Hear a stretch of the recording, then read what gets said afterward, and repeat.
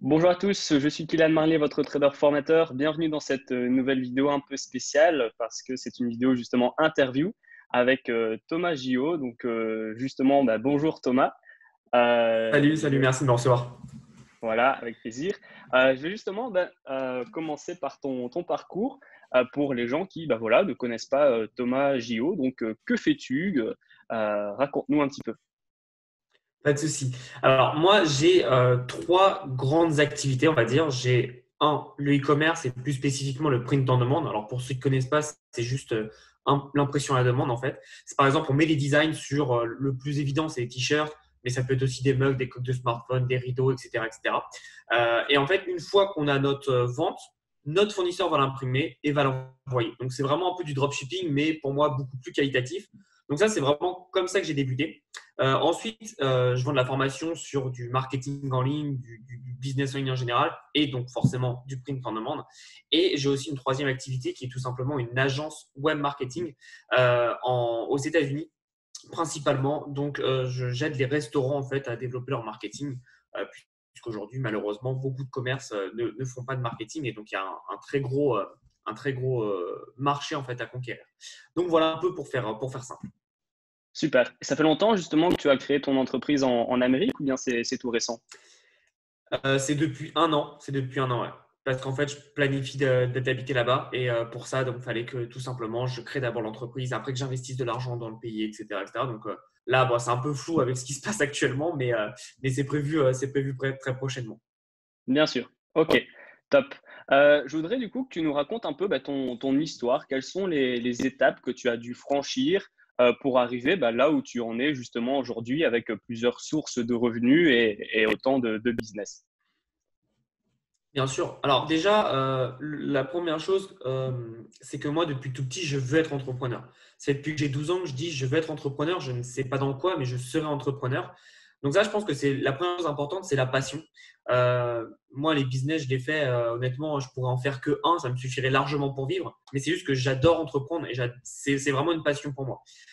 Donc ça, c'est important. Si vous n'avez pas la passion de le faire, ne le faites pas. Il y a aujourd'hui plein de techniques pour ne pas avoir une entreprise, mais gagner de l'argent sur le côté. Et c'est OK, c'est OK. L'important, c'est d'être heureux dans ce qu'on fait, et c'est ça le plus important. C'est pas combien on gagne, combien on perd, etc. C'est qu'est-ce qu'on fait et est-ce qu'on est heureux. Donc ça, c'était la première chose. Et en fait, ce que je faisais, moi, je suis parti d'un SMIC. En gros, j'ai fini mes études de commerce, et j'avais le choix entre une entreprise qui payait 2 300 € net par mois, ou une entreprise qui me payait le SMIC. J'ai sauté sur l'occasion pour prendre l'entreprise qui me payait au SMIC, parce que je savais que c'était elle qui allait me mettre moins de pression et qui allait me donner beaucoup plus de temps pour bosser sur mes entreprises à côté. Donc c'est pour ça que j'ai pris cette décision. Mais donc du coup, je suis parti du SMIC. Et moi, la technique que je vous donnerais, c'est gestion de l'argent. C'est-à-dire que ne dépensez pas plus que ce que vous avez besoin.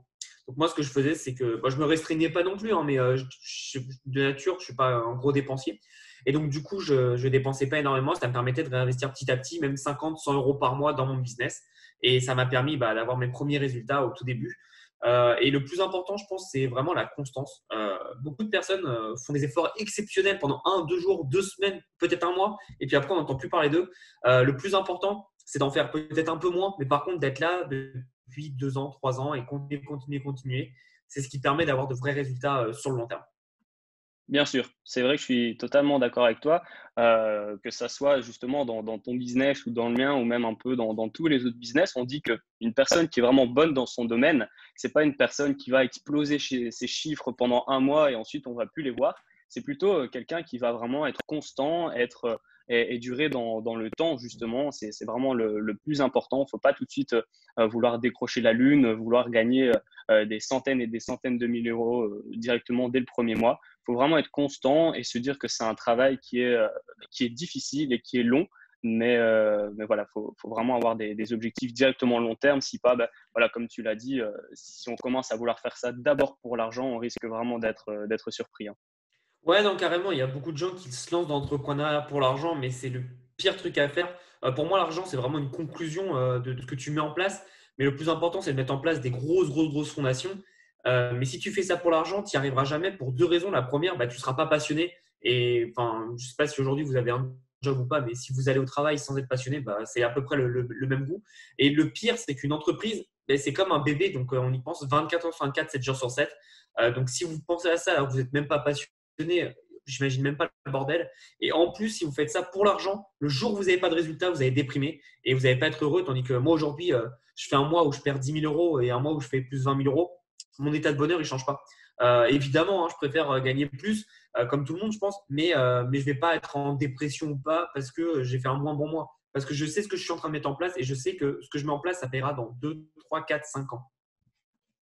Super, je suis totalement d'accord. Justement, on sent vraiment que tu es passionné et que tu as vraiment la tête sur les épaules, autant dans ton business que dans tes objectifs.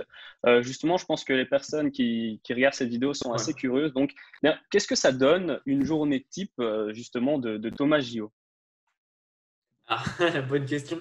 C'est jamais la même chose, hein. Je pense que tu peux le confirmer. C'est jamais la même chose, mais en gros, là, je suis en phase déjà où mon business est assez gros pour que je me suis récemment vraiment reshifté un peu tout.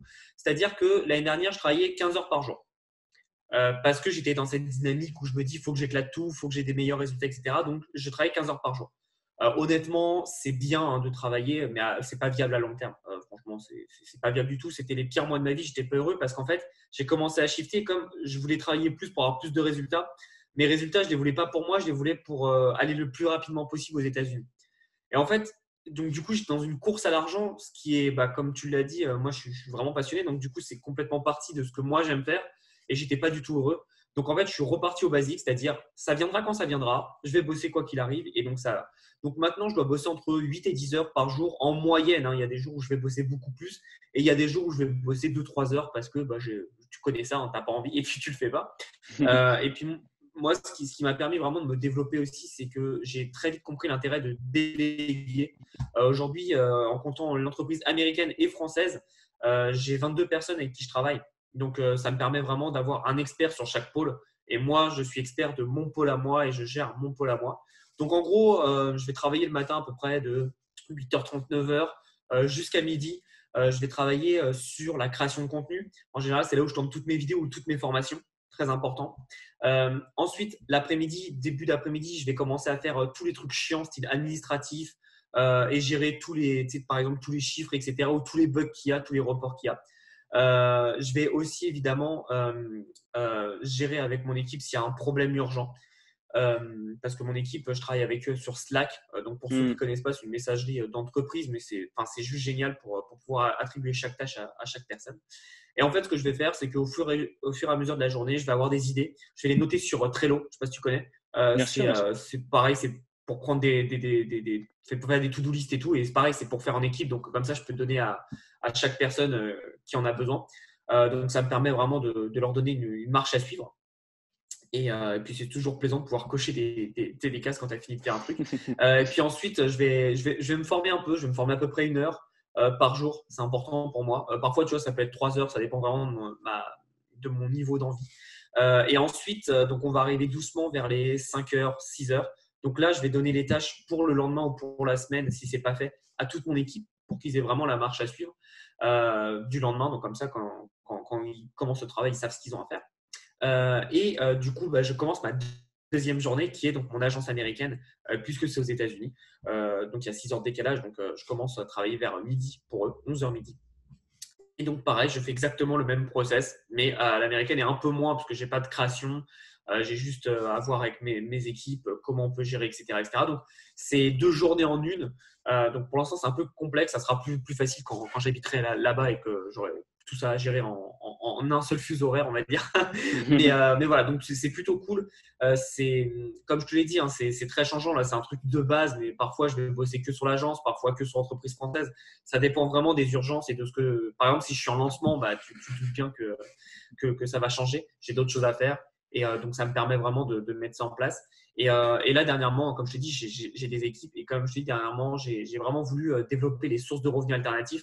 Donc, ce que j'ai fait, c'est que chaque mois, en fait, je me fixe un objectif d'une nouvelle source de revenus. Tu vois, en D'accord. juillet, en juin, j'ai vraiment, tu vois, je fais du marketing, du print on demand sur les marketplaces.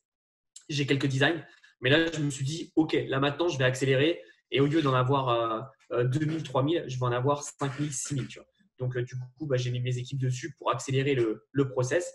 En juillet, j'ai voulu me développer sur 5euros.com parce que je n'avais pas de business. Donc, tu vois, j'ai commencé à mettre des trucs en place. Et là, ce mois-ci, je suis en train de développer Udemy que j'avais déjà développé depuis un an, mais que j'avais un peu abandonné. Alors, c'est vrai que tu es quelqu'un quand même de vraiment assidu et organisé dans ton travail, notamment par Trello, par la délégation de tâches et de contenu. Donc, justement, tu as vraiment optimisé tout pour aller le plus Yes. loin possible, bien évidemment, le plus rapidement, même voilà. Bien évidemment, quand je dis le plus rapidement, c'est pas non plus de bâcler, mais vraiment de faire les choses vite fait, bien fait, du coup. C'est Et clair. donc, justement, c'est encore une fois le résultat d'un travail acharné. Le résultat, c'est la liberté financière. Donc ça, je voulais que tu nous en parles un petit peu plus. Carrément. Ta liberté financière à toi, donc est-ce que ça fait longtemps que tu l'as connue et surtout à partir de quel moment tu t'es dit c'est bon, je suis libre financièrement? En fait, c'est bien que tu parles de ça parce que c'est vrai que c'est un mot très marketing, je trouve, la liberté financière. Et en fait, c'est tout con.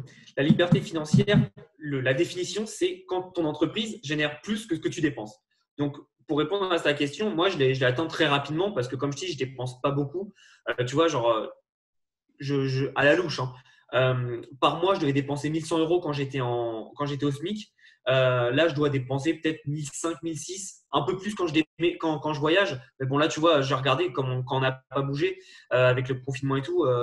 Ouais, 1500, 1600, tu vois. Donc, pourtant, j'ai augmenté mes résultats de x30, tu vois. Mais ma dépense n'a pas augmenté. Donc, forcément, ma liberté financière, je l'ai eu très, très vite. Même quand j'étais encore en SMIC, enfin en job, quoi, Hmm. je l'avais déjà et je pouvais déjà le quitter sans être inquiété. Mais en fait, moi, ce que j'ai préféré faire, et ça peu de personnes en parlent, c'est de mettre minimum 6 mois de côté avant de me lancer à l'inconnu. Comme ça, je sais que je pouvais me retourner et que j'étais tranquille. Aujourd'hui, comme je dis, je suis à 1500 € de dépenses par mois. Et c'est parce que, tu vois, là, j'habite à côté de Paris. J'habite entre Paris et Disney, donc forcément, c'est un peu plus élevé. T'imagines demain, je vais habiter en Thaïlande ou autre, c'est plus le même délire et c'est beaucoup moins cher. Donc, il y a ça aussi, peu de personnes en parlent, mais si demain tu commences à gagner 200, 300, 600, même 800 € sur Internet par mois, ce qui honnêtement, pour certains, ça peut paraître beaucoup, mais en vrai de vrai, c'est très très facile à avoir. Euh, tu n'as pas besoin de rester en France. Tu vas dans un pays où le coût de la vie est ridicule et ça te permet du coup d'avoir très peu de dépenses et tu vas vraiment pouvoir créer comment dire, ton cash flow sur le côté très très rapidement. Moi, en restant normal, tu vois, j'étais à 1100 €, donc c'était assez rapide de la gagner. Je crois quand j'ai commencé mon entreprise fin 2016, ma première, je faisais du Amazon FBA. Mais après, j'ai commencé le dropshipping vers février 2017. Tu vois, en avril ou en mai, je devais l'avoir, tu vois. Mais j'ai préféré après continuer. J'ai vraiment quitté mon job en juin 2018. Donc, tu vois, j'ai attendu presque un an pour avoir de l'argent de côté. Et surtout, je m'étais trouvé un rythme, encore une fois, pour pouvoir bien bosser. Le matin, avant de partir au travail, je travaillais. Le midi, je travaillais. Le soir, je travaillais. Donc, évidemment, ce n'est pas facile. Il faut travailler. Mais je pense que quand on a envie, tu vois, on se trouve plus d'excuses, on passe à l'action. Super. C'est vrai que voilà, la liberté financière, même si, comme tu l'as dit, c'est un peu marketing, ça fait également Oui, rêver tout le monde. Donc, c'est vrai que c'est un premier objectif, entre guillemets, gros objectif, mais c'est bien celui-là sûr, qui bien revient sûr. le plus souvent. Est-ce que justement, tu as d'autres gros objectifs? Et une question sous la question, est-ce que tu as un objectif ultime dans ton business? Alors, ouais, donc pour revenir du coup sur ce que tu disais sur la liberté financière, ouais, mais tu as tout à fait raison, c'est un premier objectif, mais c'est pour ça que je voulais préciser. En fait, c'est pas forcément. J'ai vu beaucoup de messages sur Facebook où les gens disaient la liberté financière, c'est 2000 €. Non, la liberté financière, c'est propre à chacun. Bien sûr. Et comme je le disais, la personne qui est en Inde, ça peut être 200 € j'avais vu un Français qui gagnait, je crois, de 500 € en Inde. Bah, lui, sa liberté financière était à 100 € ou 200 €, tu vois. Donc, c'est pour ça, je préférais préciser, c'est vraiment propre à chacun et chacun peut l'avoir, mais évidemment, c'est l'objectif ultime parce que c'est tellement kiffant de se dire j'ai besoin de personne, je suis autosuffisant, on va dire. Donc, ça, c'était la première chose. La deuxième chose, ouais, objectif, là, actuellement, c'est continuer à développer, mais un petit objectif, ça serait donc là, j'ai 28 ans, ça serait d'être millionnaire avant 30 ans. Pareil, hein, si je n'atteins pas, c'est pas grave. Encore une fois, je ne cours pas après l'argent. C'est vraiment juste un objectif chiffré. De toute façon, on arrive à un moment en fait dans notre business où l'argent c'est plus le problème. C'est vraiment de se dire, ok, j'ai fait ça, maintenant je peux faire mieux. C'est vraiment des résultats. Et moi, j'étais un très gros joueur de jeux vidéo quand j'étais petit. Et du coup, maintenant, je vois l'argent un peu comme des points.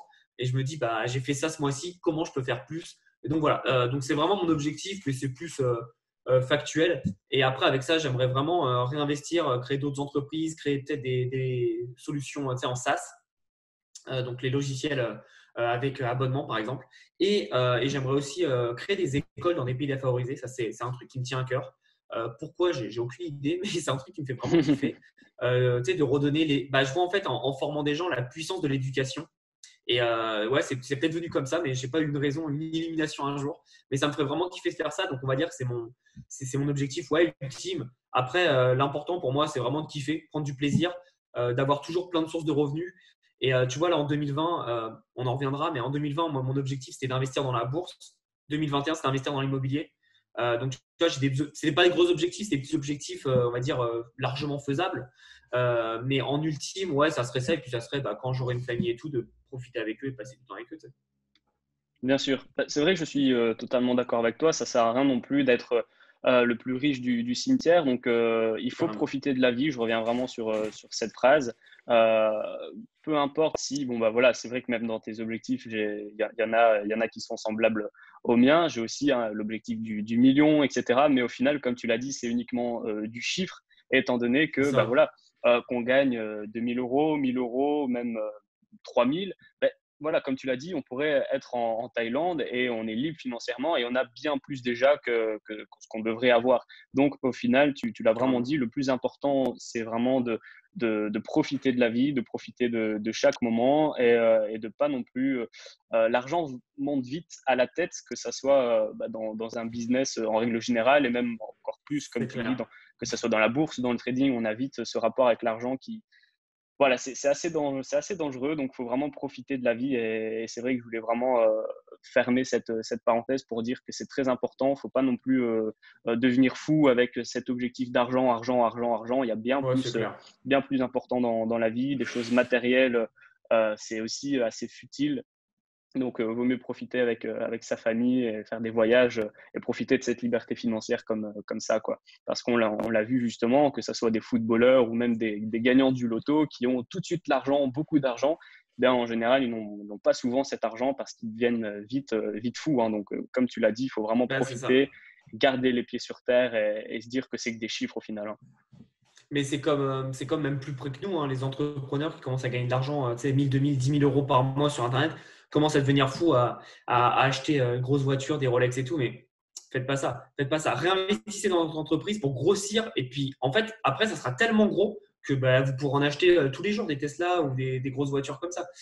Mais tu vois, par exemple, bah, justement, je parlais de Tesla et tu vas voir pourquoi. Ce week-end, moi, je me suis fait un petit week-end tu vois, en Belgique. Et tu vois, moi, je conduis une Twingo tous les jours parce que bah, je travaille de chez moi, je n'ai pas besoin de voiture. Donc, je m'en fous. Hum, hum. J'ai une voiture toute pourrie. Et puis, comme je vais partir, en plus, je ne vais pas me racheter une nouvelle voiture. Je voulais me faire un plaisir, bah, je me suis loué une Tesla. Tu vois, et c'est beaucoup plus intelligent de faire ça. Tu vois, ça m'a coûté quoi, 400 euros pour le week-end. Mais au moins, tu vois, j'ai kiffé. J'ai fait un petit bout de trajet, mais je ne l'ai pas au jour le jour. Et je n'ai pas payé un truc 50 000 euros. Tu vois, les 50 000 euros que j'ai, hein, ça, c'est pas le problème. Je préfère les réinvestir dans mon entreprise pour bah, générer plus.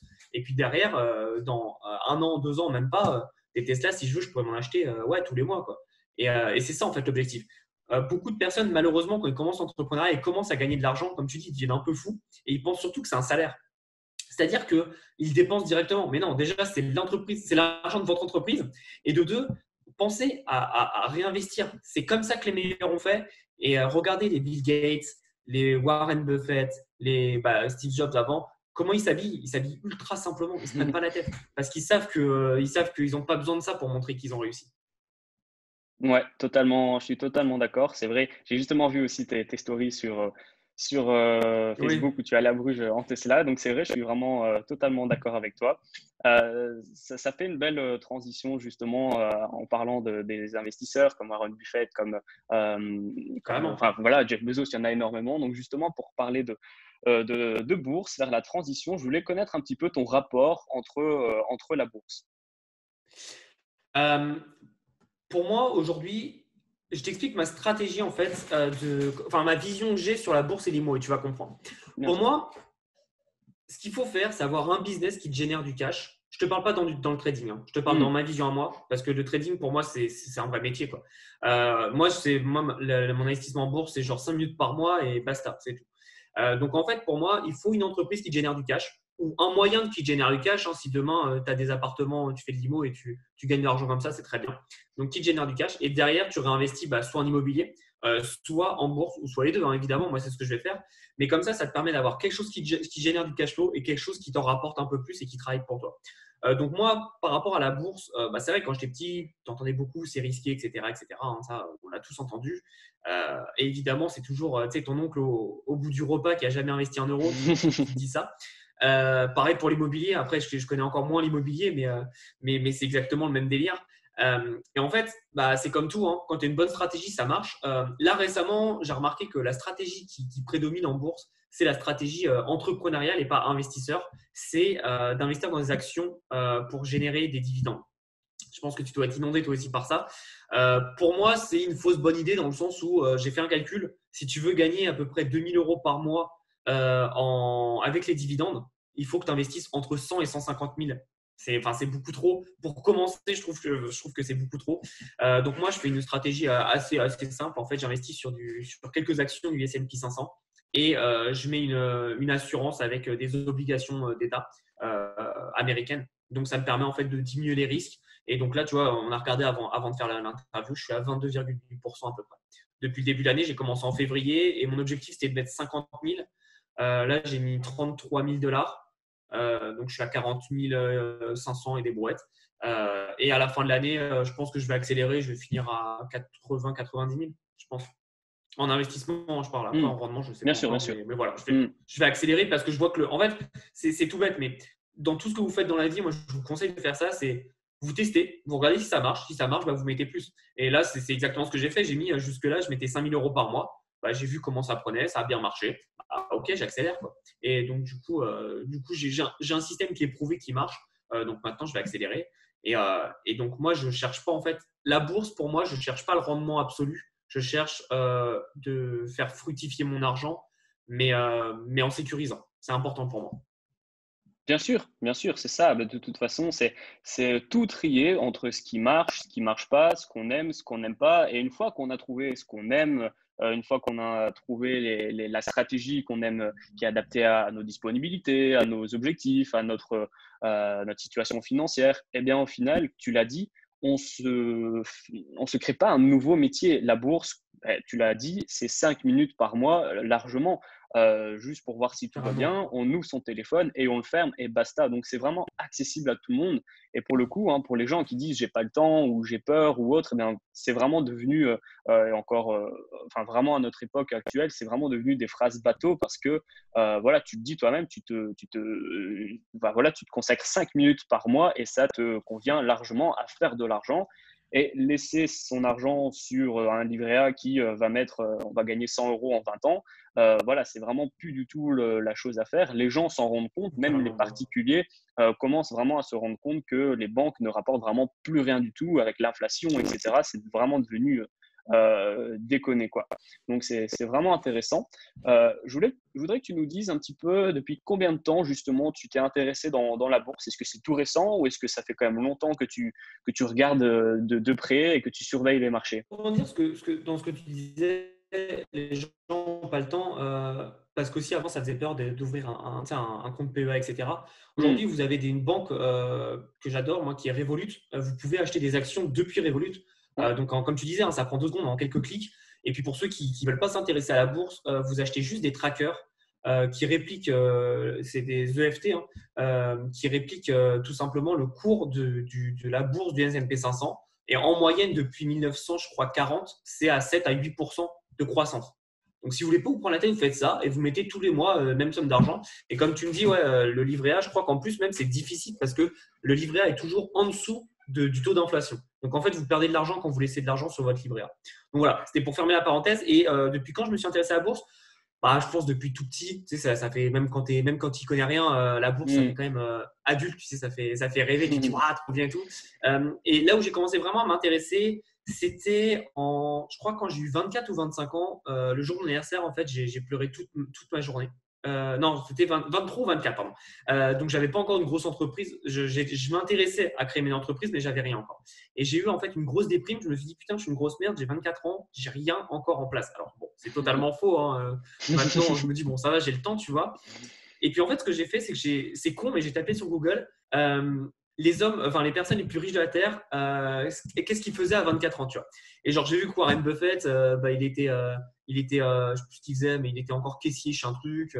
Enfin bref, ils étaient tous, Elon Musk, il était vendeur de glace. Je sais pas, enfin, bref, ils étaient tous dans la merde à 24 ans. Donc ça m'a un peu rassuré. Et donc, du coup, Warren Buffett, que je connais depuis, tout le monde connaît Warren Buffett, hein, même si tu t'intéresses de près ou de loin à la bourse, tu connais. Et donc, du coup, j'ai commencé à m'intéresser sur lui, sur son histoire. Je me suis dit, comment un mec à 24 ans, je ne sais plus ce qu'il faisait à l'époque, hein, je ne connais pas son histoire par cœur, malheureusement. Je connais beaucoup l'histoire avec les flippers là, qu'ils mettaient dans des salons de coiffure pour récupérer de l'argent. D'ailleurs, super, super malin. Mais du coup, je me suis dit, comment un mec à 24 ans, il faisait un truc tout pourri. Il finit, je crois qu'il était millionnaire, son premier million, il l'a fait à 31 ans, lui. Comment il est passé de 24 ans à ça, à 31 ans à ça. Et donc, j'ai commencé à vraiment checker son histoire. J'ai pris sa biographie que très, très longtemps après. Mais j'ai commencé à m'intéresser à son histoire et j'ai compris que ce qu'il avait fait rendre plus riche, c'est la bourse. Vraiment, c'était son levier principal. Et lui, encore une fois, il n'est pas dans un rendement de ouf chaque année, mais il a un rendement, tu vois, qui petit à petit, avec les intérêts composés, fait que ça tape. Et c'est pour ça que pendant très longtemps, c'était un des hommes les plus riches de la Terre. Là, il s'est fait dépasser par Bezos. Mais voilà, donc du coup, c'est comme ça que j'ai commencé à m'intéresser. Et au fur et à mesure, je me suis dit, ma stratégie a toujours été la même. D'abord, je fais de l'argent avec les entreprises, après, je réinvestirai. Et donc, cette année, j'avais assez d'argent pour investir et être quand même cool, dans le sens où, tu vois, là aujourd'hui, imagine, les bourses explosent. Ça n'arrivera jamais, hein, mais les bourses explosent, je perds tout mon argent, c'est pas grave, ça ne me changera rien, tu vois. Je voulais vraiment atteindre ce niveau-là de relaxation, on va dire, d'être vraiment cool pour me dire, OK, si ça pète, voilà. Pour l'instant, c'est pas le cas et ça sera jamais le cas de toute façon. Mais voilà, c'est à partir de vraiment, ouais, on va dire, quand j'avais 15 ans, j'ai commencé à entendre parler de la bourse. 22, 23, 24, à part là, je sais plus très bien. J'ai commencé à m'intéresser très fortement. Et puis, du coup, j'ai investi mes premiers euros en bourse en février là. Et avant, j'avais investi en crypto-monnaie. Alors, pas pour le délire de la crypto-monnaie, même si je pense que c'est quand même le futur. Pour l'instant, je pense que tu vas être d'accord avec moi. Pour l'instant, la crypto-monnaie, ça se base uniquement sur de la spéculation. Il n'y a rien de tangible derrière. Donc, c'est très difficile en fait de faire du trading avec la crypto-monnaie, c'est très difficile. Mais pourquoi j'avais investi dans la crypto? Tout simplement parce qu'à l'époque, en 2017, il n'y avait pas un moyen aussi facile en bourse d'investir tes premiers euros. Ça n'existait pas. Il fallait passer par un PEA, etc. etc. Les plateformes de Giro, Interactive Broker qui sont vraiment ouverts au public, c'est très récent. Avant, c'était ultra compliqué. Et donc c'est pour ça. C'était juste une façon de practicalité, je crois, de praticité. Pardon. Praticité. C'est pour ça que je l'ai fait, tout simplement. Ouais, c'était le mot. Non, mais c'est bien, je vais justement rebondir sur ce que tu as dit, hein. Il faut d'abord investir de l'argent dont on est prêt à perdre, hein, dans un premier temps. Ça sert à rien de mettre toutes ses économies et du coup de manger des pâtes pendant 2 mois. Donc, on investit vraiment de l'argent dont on est prêt à perdre. Et vraiment, la phrase clé, c'est il n'y a pas de montant à investir, il n'y a pas d'âge pour laquelle il faut commencer, mais il faut commencer. Au plus vite on va commencer, au plus vite on aura ses premiers gains et ses premiers rendements. Et donc, voilà la particularité et même la similarité de tous ces gros investisseurs, c'est qu'ils ont commencé. Alors oui, ils étaient une fois caissiers chez McDo, une fois ils vendaient des glaces, mais leur gros point commun, c'est qu'ils ont commencé. Et donc, c'est vrai que si on se dit toujours, c'est pas pour moi, je sais pas trop, j'hésite, je vais attendre, au final, tous les mois, toutes les années sur lesquelles on va attendre avant de rien faire, c'est justement de l'argent. Et pour le coup, qu'on perd, comme tu l'as dit, l'inflation, elle est à 1,5. Le livret A, bon, je ne suis pas français, donc je ne sais pas combien il rapporte, mais ça doit être sur 0,75, je crois. Voilà, je crois que c'est 0,75 maintenant. Voilà, donc c'est vraiment rien du tout. Donc c'est vraiment, je rebondis vraiment sur ce que tu dis, c'est le tout de commencer. Les crypto-monnaies, je suis vraiment totalement d'accord avec toi. J'ai fait pour le coup une vidéo où je reprends mot pour mot ce que tu dis. Donc c'est vraiment de la spéculation pour l'instant. C'est le futur, mais on est encore un petit peu trop tôt, à mon sens, pour vraiment débuter. Donc voilà, mais encore une fois, que ce soit les cryptos, que ce soit par la bourse, que ce soit par le trading, que ce soit par ouvrir un business, le mot-clé, c'est vraiment de démarrer, de commencer, et puis on verra après, en fait, hein. Mais c'est ça, et puis ce que tu dis pour la bourse, c'est vrai que dans l'intérêt collectif, dans la pensée collective, on se dit, faut au moins 100 000 euros pour commencer. du tout. Comme tu dis, tu commences avec 50 euros par mois. Tous les mois, tu t'y mets à 50 euros par mois. Bah, à la fin de l'année, ça te fait 600 euros. Alors, ok, c'est évidemment, si tu peux mettre plus, c'est bien. Mais par contre, plus tu démarres tôt, plus c'est intéressant, comme tu disais. Et j'avais vu un graphique entre quelqu'un qui met 50 euros tous les mois à partir de 20 ans et quelqu'un qui met 100 euros par mois à partir de 30 ans, donc le double. Celui qui a commencé plus tôt aura beaucoup plus d'argent sur le long terme parce qu'il aura commencé plus tôt. Et c'est vrai que c'est super intéressant. Moi, franchement, si j'avais, je pense que ça n'existait pas déjà, mais si ça existait et que j'avais genre 18-20 ans, j'aurais mis tous les mois 20-50 euros juste pour commencer, comme tu dis. Et puis là, aujourd'hui, j'aurais kiffé. Et pareil, tu vois, moi, du coup, j'ai pas d'enfant ni rien et tout, mais tu sais, je commence à me projeter. Je me dis, putain, maintenant que je connais la puissance de la bourse, dès que j'ai des enfants, même s'ils sont pas nés et tout, je leur crée des comptes en bourse et tout, et je leur mets 50, 100 euros par mois. Comme ça, dès qu'ils arrivent à 18 ans, ils seront largement millionnaires, quoi. C'est ça qui est ouf. Ouais, bien sûr. Je suis totalement d'accord. Justement, donc ça va peut-être répondre à ma question ou peut-être pas, tu me le diras justement, mais c'était ma prochaine Vas-y. question. On a parlé un peu de tes objectifs, entre guillemets, gros objectifs et l'objectif ultime de ton business. Donc, je voulais connaître justement tes gros objectifs, voire ton objectif ultime en bourse. Alors, est-ce que c'est justement pérenniser Bon, pour le coup, tu n'as pas encore d'enfants, mais tes enfants futurs, ou est-ce que ce sont d'autres objectifs? En bourse, je veux vraiment être millionnaire le plus rapidement possible. Après, pareil, je te dis, c'est de l'investissement, donc je ne me mets pas Bien la sûr. pression. Mais j'ai vraiment envie d'être. En fait, en gros, j'ai envie d'être millionnaire sur 3 pôles: l'entreprise, l'immobilier et la bourse. Et millionnaire, évidemment, c'est la première étape, parce qu'après, une fois que tu as compris le truc, c'est millions. Après tu me reprends dans 5 ans, je vais te dire 10 millions, tu vois. Et etc. Je pense que c'est vraiment le but. Et encore une fois, pour tous ceux qui l'ont compris, l'argent appelle l'argent. Une fois que tu commences à gagner beaucoup d'argent, tu peux réinvestir et donc tu vas beaucoup plus vite, etc. etc. En fait, c'est vraiment un escalator de malade. Donc, c'est vraiment mon objectif avec la bourse, c'est d'être minimum millionnaire. Et puis, de toute façon, j'ai compris la puissance de la bourse. En le faisant, de toute façon, c'est comme tout. Quand tu le fais, tu te rends compte, tu te dis, ah ouais, putain. Et du coup, maintenant, je ne vais jamais m'arrêter de toute ma vie à investir. Et donc, pareil, comme je te dis, là, pour l'instant, je suis célibataire, donc j'ai personne. Mais quand je suis avec quelqu'un, investir en bourse, mes enfants et tout, investir en bourse, c'est non négociable, tu vois, parce que je sais à quel point c'est puissant. Et comme je te disais, t'imagines les enfants, même si moi je perds tout, tu vois. Imagine, je perds tout, me dire que mes enfants, j'aurais créé un compte d'Equiness et qu'ils peuvent mettre de l'argent déjà tous les mois. Je sais qu'à 18 ans, ils auront 100, 200. C'est pas pareil que de démarrer avec zéro, quoi. Je suis totalement d'accord. C'est vrai que tu as une belle vision des choses. Mais de toute façon, que ça Carrément. soit par le business, que ça soit par la bourse, tu as vraiment compris et tu as vraiment le mindset, que ça soit d'un entrepreneur ou d'une simple personne qui veut, enfin, voilà, qui veut pérenniser la vie de ses enfants et qui a compris que voilà, l'argent ne rapporte plus rien en bourse. Donc, je suis certain que tu vas vraiment inspirer d'autres personnes qui voilà, regardent ces vidéos, qui n'est peut-être pas dans le business ou n'est peut-être pas dans la bourse. Donc, justement, avant de clôturer ce petit interview qui touche à sa fin, je voulais savoir si tu avais voilà, quelque chose à ajouter, un conseil à donner justement à ces personnes qui nous regardent et qui n'ont peut-être pas encore commencé de business ou d'investissement. Je vais rebondir du coup. Déjà, merci pour tout. Et ouais, c'est vraiment pour moi, c'est important de rester simple en fait. Tu vois, genre, comme tu dis, l'argent, c'est bien, etc. Mais pour moi, l'argent, ça va, ça vient. Par contre, il y a un truc qui, par contre, c'est dans le temps, tu le récupéreras jamais. Donc, il faut vraiment kiffer ce qu'on fait et profiter. Ça, c'est important. Et puis, pour rebondir, ce que j'aimerais rajouter, tu l'as dit plein de fois, l'important, c'est de commencer en fait. Et spoiler, personne n'est parfait quand on commence. Moi, j'ai fait des grosses erreurs et j'en fais encore aujourd'hui des erreurs. On fait tous des erreurs quand on commence. Par contre, il y a une seule personne qui réussira jamais, c'est les personnes qui abandonnent ou qui ne commencent pas. Mais toutes les personnes qui ont commencé, peu importe les erreurs qu'elles ont faites, elles réussiront.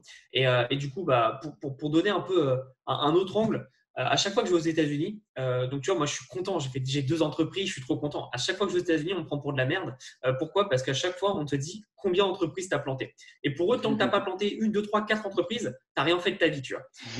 Et c'est ça qui est rigolo, en fait, c'est pas parce qu'on plante une entreprise. En France, on a très souvent tendance à incriminer les gens qui passent à l'action et qui ne réussissent pas. Alors qu'en fait, il faudrait les féliciter parce que pendant tout le temps que les gens passent le temps en fait à dire ouais, c'est de la merde, il a loupé son entreprise et tout, bah, ces gens-là passent pas à l'action. Et puis, pour vous rassurer, je commence à avoir des haters un peu sur la chaîne parce que là, on approche les 50 000 abonnés. Donc, je commence à avoir des haters.